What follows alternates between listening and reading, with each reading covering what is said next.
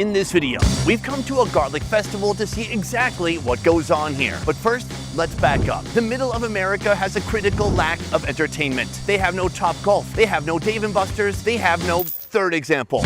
But here in Hutchinson, a town of 14,000 people, they have garlic. It's a vegetable that can make food taste delicious, but it's also a vegetable that can make your wife hate you. In fact, every year they have a festival centered around this one vegetable. It's a good idea to put garlic in everything, isn't it? Today I'm on a mission to find out what kind of food people are serving here at a garlic festival. Boom, we have come to our first location. Right behind me, this tent known as Sunny Days Comfort Food. The first thing that caught my eye on the menu was the garlic mac and cheese. How does mac and cheese and garlic work together? We're about to find out. Let's go under the tent and take a look. My big question for food vendors here is when you're invited to this festival, are you required to put garlic in your menu somewhere? No, but we try to put it anywhere we can. You get accommodated garlic. There's different types where you can make it to go in anything.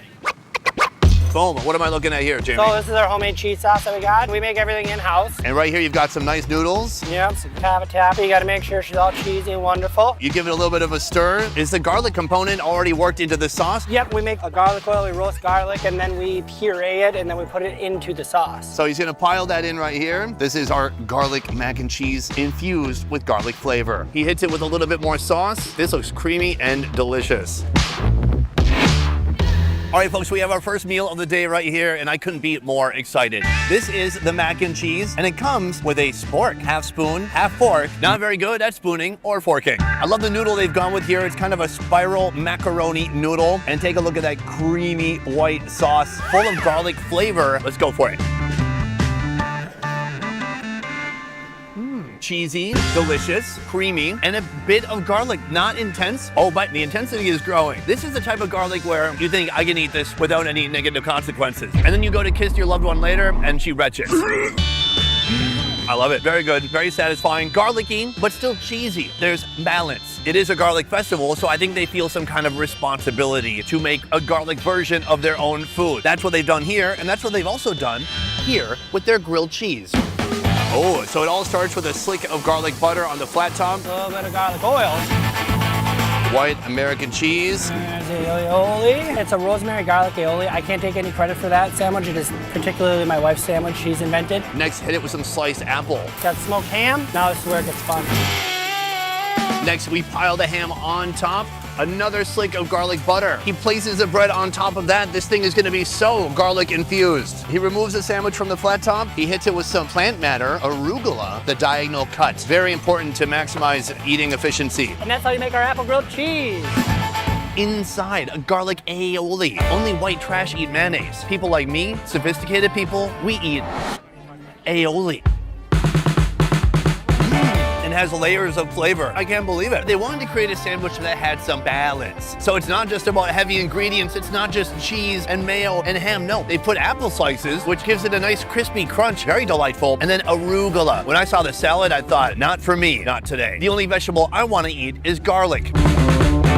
Super savory, incredibly flavorful, rich, and packed with garlic flavor, but again, with some balance. Look, today my mission is to find a food that overdoes it, that's overconfident with the garlic. I like that pungent, potent intensity. This is culinary mastery. I love it. But let's keep moving and see what other extreme foods we can find.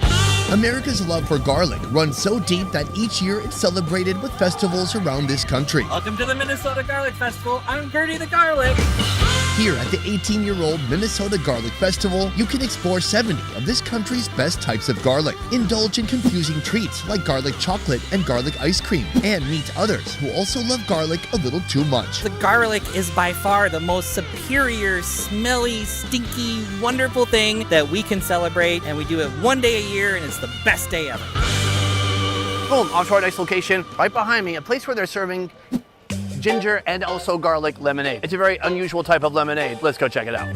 All right, folks, here we go. Garlic lemonade. On one hand, it doesn't feel like garlic should be in lemonade. On the other hand, I really feel like if you put enough sugar on anything, it'll make it palatable. But let's give it a taste and find out for sure.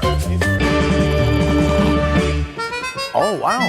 There is a hint of garlic. It's very sweet, super sugary. It's like the ginger and garlic, they're best friends, holding hands, running down a meadow. They're working together to make something special here. What's weird is it tastes like raw garlic, where it's got some spice to it.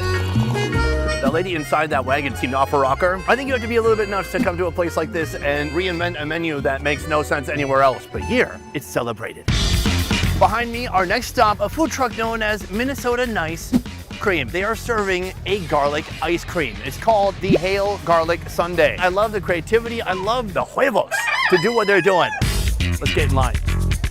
So you tried the other ice cream. Is that also a garlic ice cream? Yes, but it wasn't garlicky enough. I feel like some people, they're kind of pulling the punches with the garlic. I want like full garlic. I do too. And presentation here, when I see people carrying it around, that's what I want to eat. It's going to be some time though. We are in a long line here. I would like your most garlicky ice cream available. The dish or cone? A dish, please. And edible glitter? Edible glitter? Yeah. Okay, we're doing a live tasting here with Fran. I'm waiting on my order right now. This is the bourbon caramel. Bourbon caramel with the garlic ice cream. Oh, that is good. Yeah, it is good. Oh, that is just what I wanted it to taste like. I can taste the garlic right away. And it doesn't bite. Like sometimes garlic is sharp. It's excellent. Oh, you're a good food reviewer. All right, thank you very much. Take care. Fran has a pumpkin patch. I want to go there, but it's just whole pumpkins. What am I going to do? All right, here it is. This is the sundae we've been waiting for. This is basically their signature item. We have potato chips. We have a garlic caramel and then some Butterfinger bits. Oh, look at that. Just pure garlic ice cream flavor. Nervous. Let's go for it. Oh. You know, garlic is kind of this bipolar ingredient. How it tastes before it's cooked and after it's cooked is completely different. And so this, I'm tasting some of that raw garlic potent sharpness that she was talking about. That's good. There's waves of garlic, but it's not too intense. Right here we have a fragile potato chip. It is topped with that Butterfinger and then loads of glitter too. The garlic helps the caramel taste even more caramely. This is pretty wild, especially for a place like Minnesota. When I grew up here, you couldn't even buy alcohol on a Sunday. Now we're doing this? Hi, what is the most garlicky thing you have? It's this that goes on the pasty. What is a pasty? A pasty is in a flaky crust with beef, pork, potatoes, carrots, rutabaga. So this is our pasty right here. She takes the roasted garlic butter. I mean, that thing is absolutely saturated, and that goes on top, and this is looking very delightful. Is it done? It's done. It's done. Everything happened.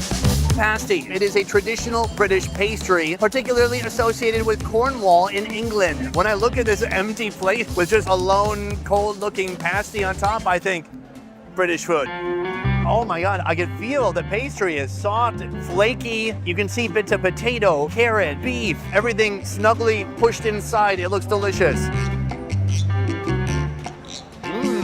It's very British. The main seasoning is pepper, but of course you've got that garlic butter. It's rich, it's garlicky, it's got a potent flavor to it. It's full of fluffy potato, carrot, beef. I'm pretty impressed. I didn't know if there was gonna be any ethnic diversity here, but it turns out, yes, British food.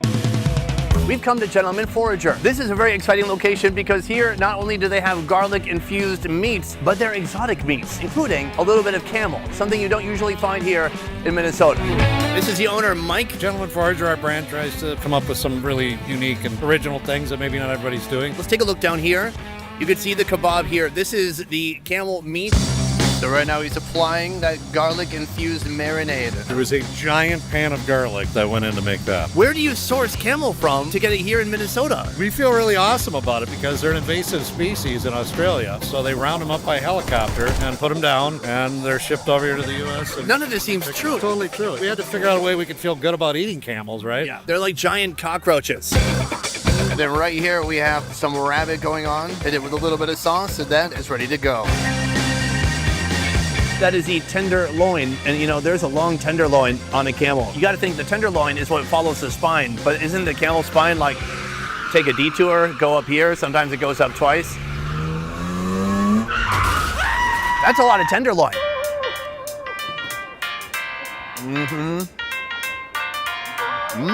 Beefy, garlicky, lean, delicious. Quite tender. It's got a little bit of heat, very savory. I love it. What'd they cut this with, a machete? These are huge. I'm a big fan. I've had camel in many different countries. This is my first time having camel an hour away from where I was born here in Minnesota. Pretty dang good. But then there's the rabbit. This right here. Folks are walking by saying, hey, where do you get the chicken? Oh, that ain't chicken. Look at that. This is a hamstring. This is what gives the rabbit its hops. Oh, it's looking juicy. Rabbit infused with a garlic sauce. This is unbelievable. It is reminiscent of chicken, but a little drier, but not dry. I'm telling you, next wing night, this looks like it could be a giant wing. It is not. It's delicious, it's juicy. For being such a lean meat, it really grills up nicely. Very impressed. It's nice to see the more exotic meats. We need to get out of just the rut of pig, cow, chicken. But from here, we must keep moving forward. Behind me right now in that trailer, Danger Moon. I saw the menu and they have a very unique item from Asia called mandu. I tried mandu a lot because it's from Korea and I lived there for 8 years. But here, well, there's a guy inside making mandu and he ain't Korean. Let's go talk to Dave. Where are you from? I'm from originally from Delano, Minnesota. Our mandu is inspired by the pan-fried mandu. We cut up the vegetables with our Ginsu knife, and we use patty pan squash, zucchini, garlic grown locally here in Minnesota, and also onions. I love vegetables and mandu. So all these vegetables will get minced up, mixed with this pork right here, and then it looks like this, ready to get stuffed into the wheat wrapper. So we put the wrapper in there, and then we use our machine. Oh, that worked pretty good. Okay, we have the mandu, and then we're ready to put it in the cast iron pan, where we use some sesame oil to get the Asian flavor. We add a little bit of soy sauce, and then to get a little sweetness, we add a sweet and sour sauce. Put a couple dumplings in there. We serve 2 at a time, and that is how we make our moto mandu. This is a fascinating origin story for a food. His wife, she went to Jeju, the Hawaii of Korea, to teach English. He went there too, and he fell in love with this. When I saw his hat and the way he was dressed, when he said the word mandu, it did not compute. I was like, you know mandu? How? Hey, that's good. I thought that was gonna be way too vegetable-y. Squash, zucchini, they're almost the same thing. And they can be a bit watery too, but it's not. It tastes great. There's a balance between the veggies and the meat and then the garlic. They hit it with some of that locally grown garlic. He's using sesame oil, a very staple Korean ingredient, giving it some smoky flavor. It tastes very good. I'm gonna really sop it up in that sauce.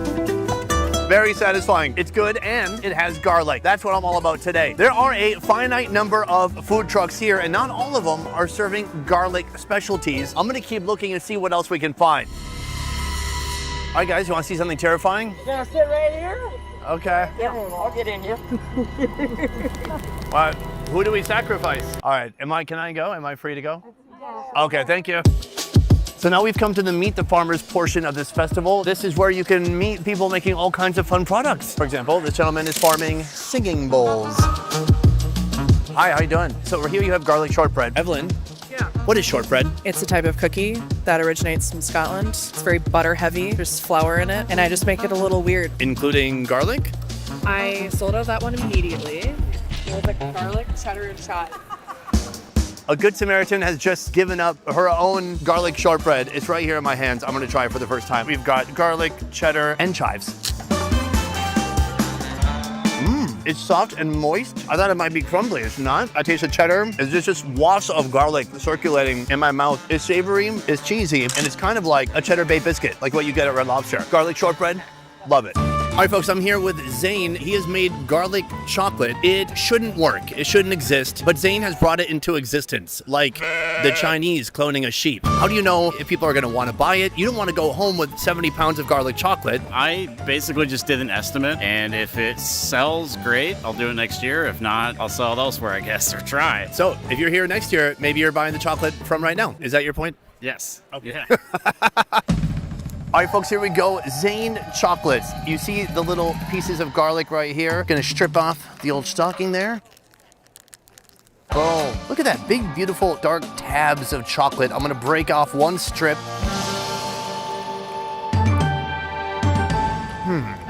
Smooth, melty, rich, bitter, dark chocolate. It's interesting. It's just a hint of garlic. Oddly enough, the garlic adds another layer onto the cocoa and the buttery goodness of that dark chocolate. It's a chocolate that may divide the room, but I gotta say, I'm glad I've tried it. I'm a better person for having put that in my mouth. And there's not many things I can say that about. Boom, we've reached our final location right behind me. This is where we're gonna meet our garlic crescendo. Will my wife ever look to me face to face again? No. Already know. Here they're serving an assortment of different types of barbecue, including a pulled pork sandwich. F5, what does this stand for? Well, we're a family of 5, and F5 is the largest tornado. Oh, I like that. We start with our garlic butter to toast the bun on a pulled pork. Do you always have garlic butter or just for this event? We always have garlic butter, yep. Get that toasted off and looking pretty. Boom, and those buns are toasted. Once the buns are toasted, we head over here. Got our pulled pork, slow roasted. Give you a good scoop on there. We have our variety of sauces outside. So Derek is bringing me outside to the sauce station over here. So we have our original barbecue sauce, a garlic, a honey, and a spicy. I gotta go today with the garlic. Go for it. You say when. When? That's it. Here's our pulled pork sandwich topped with our famous garlic barbecue sauce. All right, folks, this is our final garlic-infused meal of the day. This thing has a beastly amount of pulled pork on top. We have one garlic element that is gonna bring this thing to garlic level 11. That is this right here. This is freeze-dried garlic chips. More on that later. I'm gonna put the top bun on. They are not shy at all with the meat.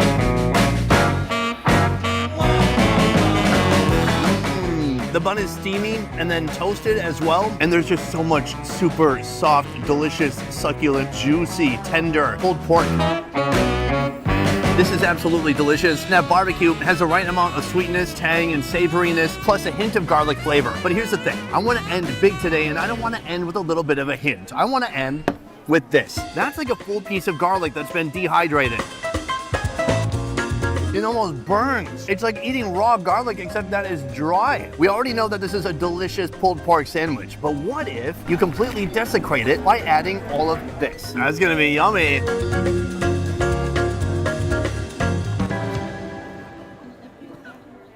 Oh yeah, this is what I was looking for. It's so garlicky, I want to die. There's an intensity in my mouth that's hard to describe. It's just pure garlic crunch mixed with delicious pulled pork. It's so sharp, it's so intense, it's almost spicy. It's burning me like horseradish, but at the same time, it's addictive. I did not come here to try food that vaguely tastes like garlic. I came here to get punched in the face by garlic. That said, this is our final garlic experience of the day, but I need to tell you which one was my absolute favorite. Today we went to the Garlic Festival here in Minnesota. So which food from today was my absolute favorite? Though it is challenging to pick just one, I have to say that my absolute favorite garlic-related food from today was the grilled cheese in the beginning of the day. Maybe it was because of that perfectly roasted bread. They used garlic butter. Then they had aioli and they had cheese. Everything about it was beautiful. On the whole, I love that stuff like this exists. My only feedback is that next year I would like to see even more garlic food. We want something that's gonna knock us out. So I hope you enjoyed this splendid day here in Hutchinson, Minnesota at the Garlic Festival. Otherwise, that is it for this one. Thank you so much for watching. I will see you next time.